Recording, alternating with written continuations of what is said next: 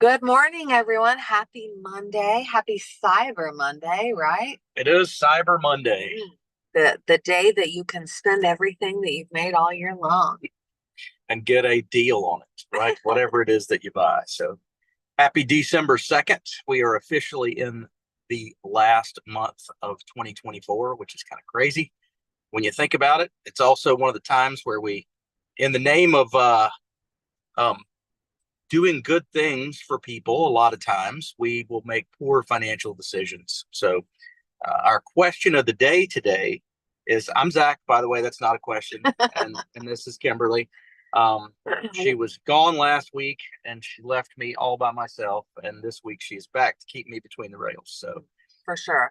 And we are mobile today. We had school drop off and then airport drop off and couldn't make it back. So you guys get us live and in person from the car. So, so anyway, thanks for joining us this Monday morning. Super excited about the holiday season. I think that everybody feels the magic as December happens, right? And Thanksgiving is over and the trees start to go up and the communities put their lights out. I know we put up our Christmas trees over the weekend because our kids were home. So I'm sure some of you guys did that as well. But December's fun, right? But the question today, right? You talk about the question? Yeah, the question is, could a debt-free December transform your new year? Think about that for just a second. What does a debt-free December mean? And we're going to kind of break through a few bullet points as we go through the morning and talk about what people do and what creates problems sometimes and how to get around that or how to avoid it, what some other options might be. So, and I think all of you can relate, right? Like we've all been in a situation where we want to make Christmas magical and we want to, go to all of these parties or, go to our family events and take gifts for everyone. And we want to do that. But a lot of times it puts us in a big financial pressure and financial stress. And sometimes I think that takes the magic away from the holiday season. So that's one of the things that we want to talk about today is, is it possible to have a debt-free December? Is it possible? What if you didn't plan all year for a debt-free December? Is it possible to still have a debt-free December? And I think so. You got to make some sacrifices, right? You got to make some different choices, but I think it's still absolutely possible to do so. Yeah. So I don't know if most people don't know this. I didn't know this, but the average American racks up over $1,300 in credit card debt during the holiday season, making purchases that they would normally make, splurging, whatever else from that perspective. So for a lot of families, an extra $1,300 a month is a big deal. That's something that they wouldn't normally spend, and that's why it goes into the credit cards and those kind of things. So, and a lot of people, it takes them like through summer or maybe even next Christmas before they actually pay that off. And so if the average interest rate on credit cards are 25 to 30%, they're paying 25 to 30% more. So if you get these amazing Black Friday deals, or as we said today is Cyber Monday deals, right? You get 30% off and you put it on a credit card. I guess conceptually you're just paying full price. If you drag it all year long and you don't pay it off. But that's a lot of weight and a lot of pressure to carry that debt all the way through. So again, I think that the holiday season sneaks up on all of us. I'm sure the more plugged into the world we are, the more we see things in our face all the time. I can tell you that my email is inundated. My regular email, I have a junk email, right, for all the stores. If I buy something or whatever, like that goes to one email, but my work email, somehow they magically get it this time of year, right? So yet on Friday and this morning, I'm inundated with sales and opportunities, and it's a flash sale and it's the best sale of the year. I'm getting text messages from places that I've purchased before and 20% off, biggest sale of the year. I'm getting, influencers all over social media telling you their best deals and their best buys of the season, and their gift giving guides, and what you should get for your family or your spouse or your friends or whatever. And I think that, all of us are inundated with that. And unfortunately, most of us haven't planned, most of us don't prepare a Christmas budget, right? Some of us do, but a lot of us don't. So we get tempted by the Black Friday deals or the Cyber Monday deals, or, the buy now, pay later. How many times we fly a lot, and every time I buy an airline ticket, it offers me the ability to pay the $300 now or $30 a month for the next year. And I'm like, people really do that, right? Like they absolutely do. So how do we not fall into that trap when we have social pressure to make everything perfect, and gifts and decor and parties and Yeah, I mean, I think a lot of it is just being prepared. So if you have, start thinking about this in January for next year and making plans, those kind of things. But since we're already on the holiday season and you might not have planned for those kind of things, think about what actually matters, and look at, groups that, and I know we've got some notes here that we're going through, but groups that you might go and see that everybody brings a gift for everybody, right? And change that kind of an event into what a white elephant Christmas, or into a secret Santa, where you're each buying a gift for one person and everybody gets to celebrate that, instead of going down a list and saying, I got to get John something, I got to get Sally something. And then you end up buying those things at the counter that you just grab at the last minute that John and Sally don't really want and you don't really need to spend the money on, but you got to check them off the list. So I don't know if anybody else has had that kind of a list before, but I certainly have. Where the thought or the experience of being with the group or being with the family really is what is the most important, not about what's in the package or what's in the gift. So the experience can become more of that gift. I read something the other day that said, if you put $100 gift card, because a lot of people give gift cards, if you put $100 gift card on your credit card and you don't pay it off immediately, you've really paid $130 for that $100. And I think those are things that we don't think through, right? We don't think about the future. We think, oh, we're getting a big bonus in January, so we'll just pay off our debt. And we're going to have a big Christmas this year. We're just going to do it. We're going to bite the bullet. We're going to pay on our credit cards, but we're going to pay it off in the spring. And then in the spring, something happens, right? You either have a car that needs repairs, or you need a new roof, or you have a kid that, needs more money to go on a trip or something like that with school. And I think all of that is reality. So just being prepared to make different decisions, right? So you don't have the stress of all of the debt after December. Yes, we have actually had clients over the years that had Christmas spending as part of their budget, but they did it in a way where they had a Christmas credit card, and they would buy everything on that credit card during the holiday shopping season, and they would pay it off before they had to fill it back up again. And so when we talk about people doing these kind of things, you think, wow, why would anybody do that and pay 30% interest on whatever? There are people that do that every single year, and that's their plan for the holiday is, I'm going to pay off my credit card by then, and then I'm going to run it back up again, and I'm going to divide that out in a monthly payment that pays it off. So that's one way of planning. It's just not a very effective or efficient way of planning. It'd be better to get a year ahead if you could, or like Kimberly mentioned, do something a little bit, or maybe she hasn't mentioned it yet, do something a little bit more thoughtful from that perspective instead of cost. So I think that, the importance of Christmas and the holiday season and the magic behind it is the intention, right? And your heart and how it feels, and all of that. And gift giving is a big deal, right? It makes us all feel good. We want to give somebody something special, and we want to make it magical, but we don't want to go in debt to do so, right? So how do we do that? I think step number one is set a realistic holiday budget. Like actually set a budget, said this is all I'm going to spend, and stick with it.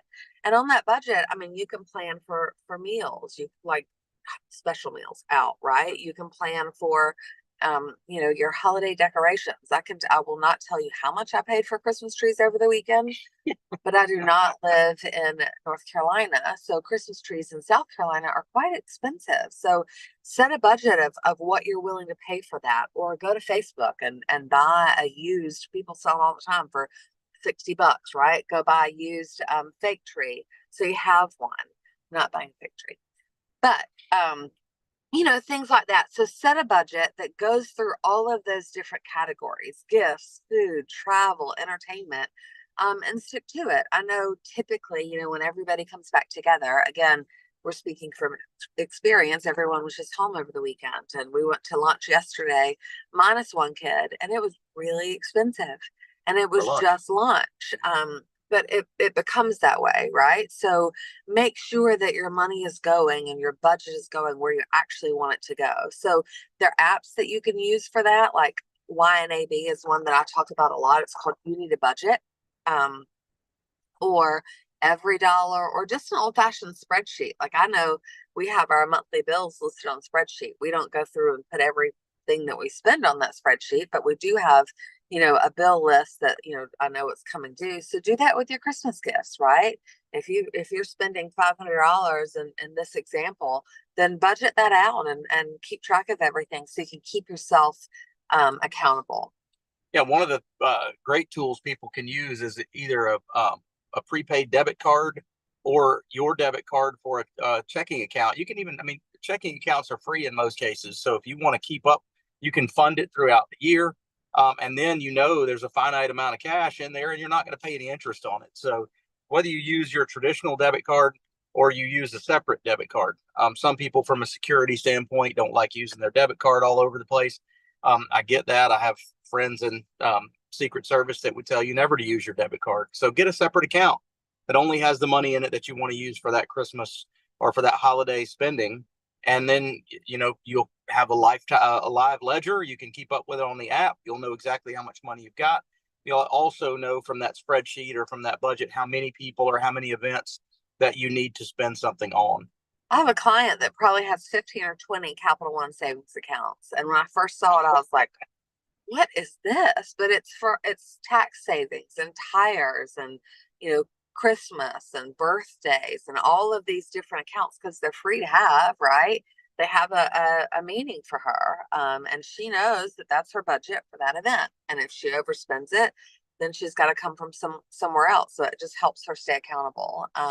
But there are also alternatives to expensive gifts, right?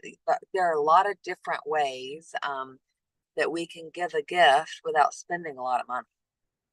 Yeah, I mean, examples for that: trips, experiences, where they're going to bring a memory with them, right? That could include meals and those kind of things. So for your family, like for our family, we happen to have a conference in Orlando, so we've got at the first of the year, so we've got a place for our entire family to come down and stay together. Not that's our house where we can actually go and be, but our kids know that's their Christmas present. We're going down there. Yes, we'll go to a couple of the parks that are right there in that area a couple of days. And it's not necessarily cheaper than buying a bunch of gifts. But I think from that alternative standpoint, the memories and the time spent is Together. more valuable than something on a credit card that I won't know what it's there for or where it But came it's from. also a perfect time of year to go camping, right? So Yeah. you don't have to spend a lot of money. Go camping. Like set it, take a weekend, take a tent, build a fire, freeze your buns off. I promise it'll be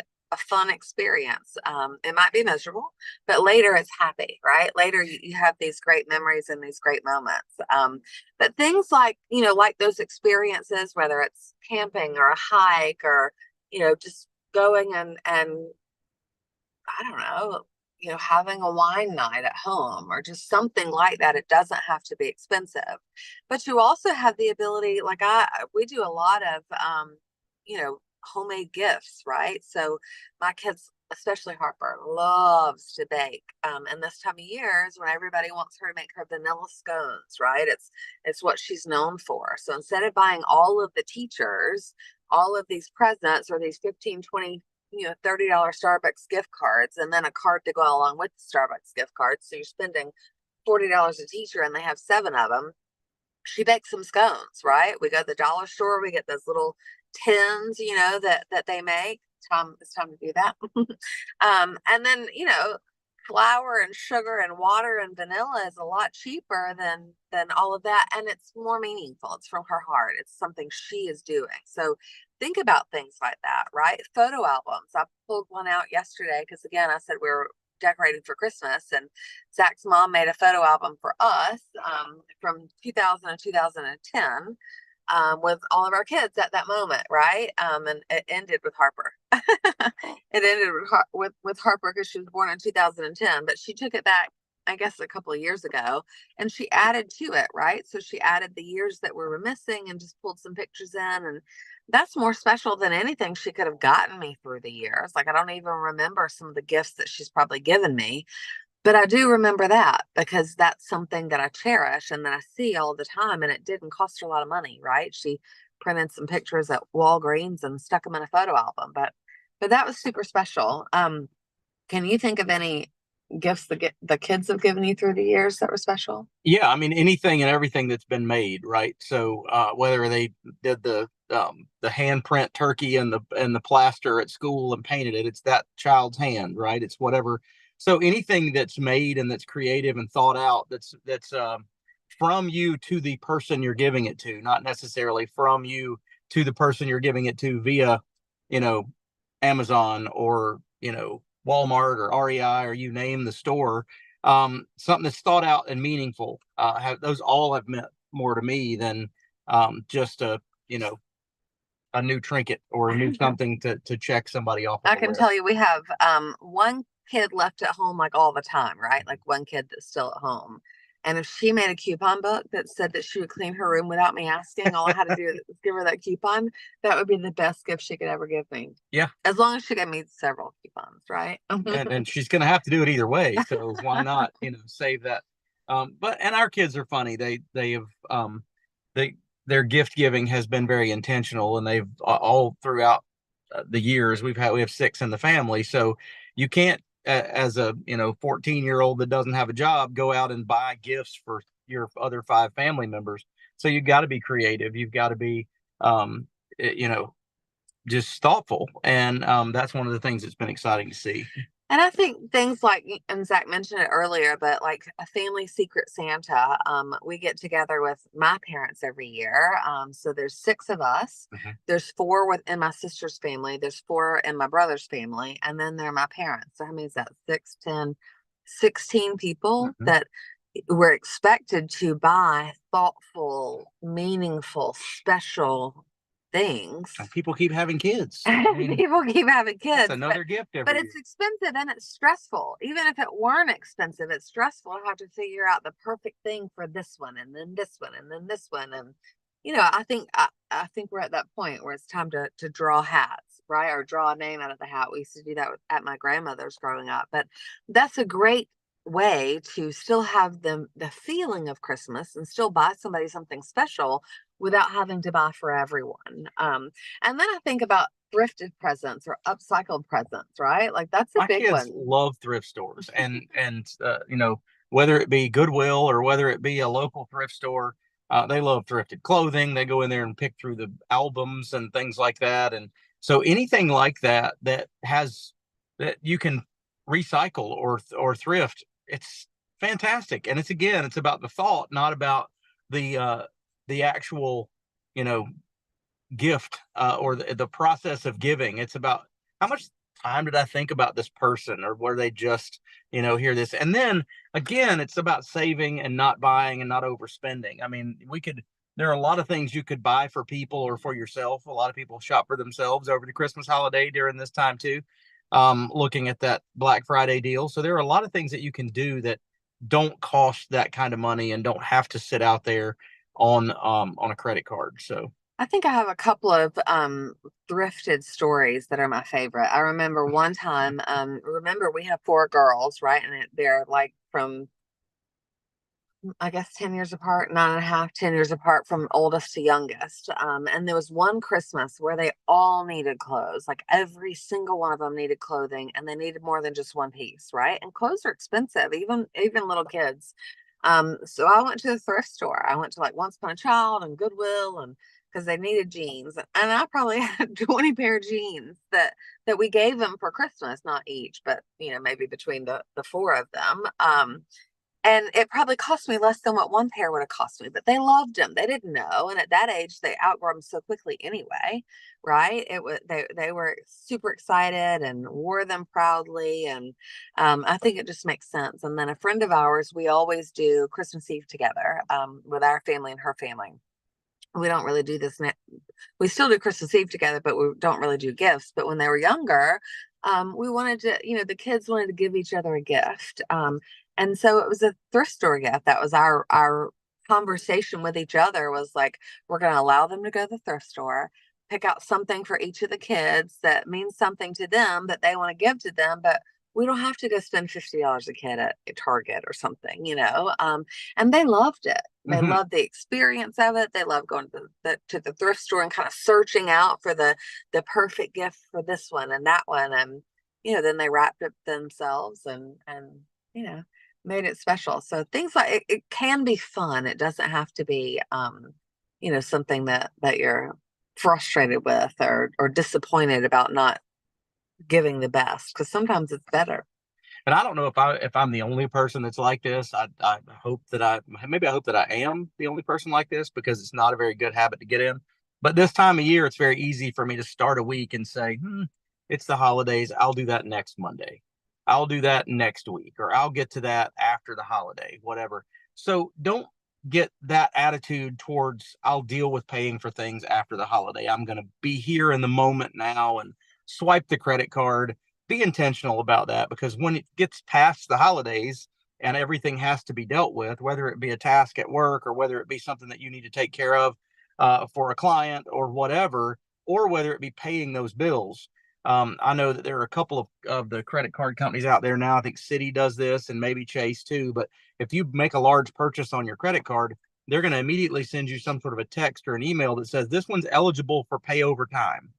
And so this particular transaction, you can split it up. Well, that that's how, I mean, and I noticed I was in retail back in college, and I worked at Radio Shack. And literally while I was working there during my tenure, they stopped putting the full price of the televisions and the sound systems and the computers under them. And they started putting what the potential monthly payment on the Radio Shack credit card was. And we all thought it was really cool. We all bought out, we were like, oh, $34 a month. I can do that. I can't afford this computer, but I'm going to buy it because I can get a credit card. And then that gets you stuck in that layered one payment on top of another payment on top of another payment. And the next thing you know, you've got a credit card that's full. You're still paying, 28% interest on the dinner you splurged on 6 months ago.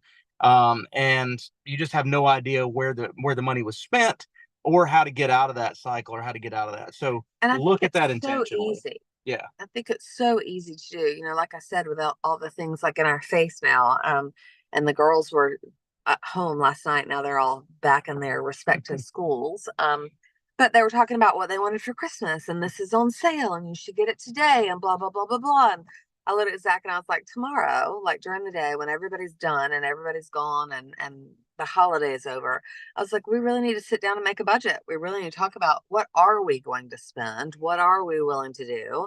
And then I can go look at their lists and their perfect little moments and decide how perfect it's going to be. And use that money wisely. Because if not, then you wake up and you're like, oh, Yeah. I spent way too much.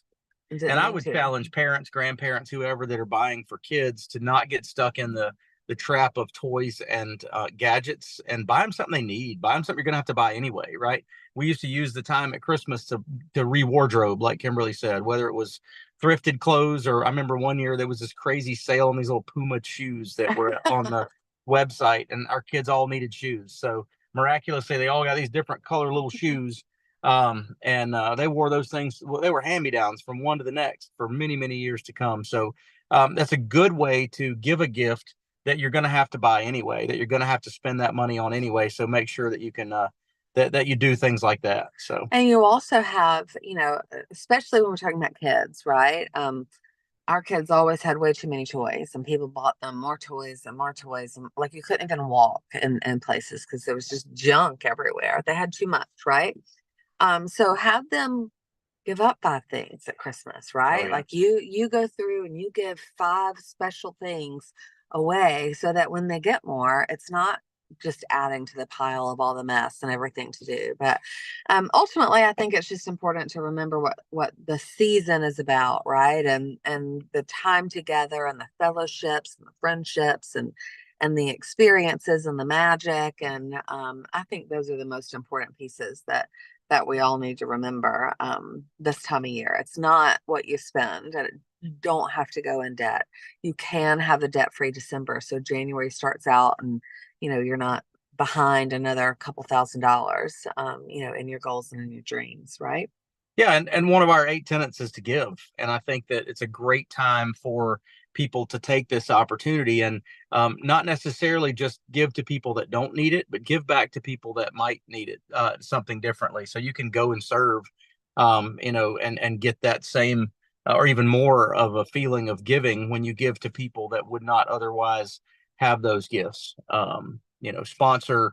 They used to have ornaments on the tree at church, or you could sponsor a family, or you can do those kind of things. Go and spend some time serving at a local food kitchen or somewhere where they're housing the homeless, and get perspective, but also make a difference in somebody's time and holiday season. Make it a positive one where there might be somebody struggling. I have a friend of mine who owns a jewelry store here locally. Like, she makes the jewelry. She's fantastic. She's amazing. And she always gives back. And one of her big things to do at Christmas is she chooses a family or maybe two or three families. And she makes an Amazon wish list and puts it out through her followers.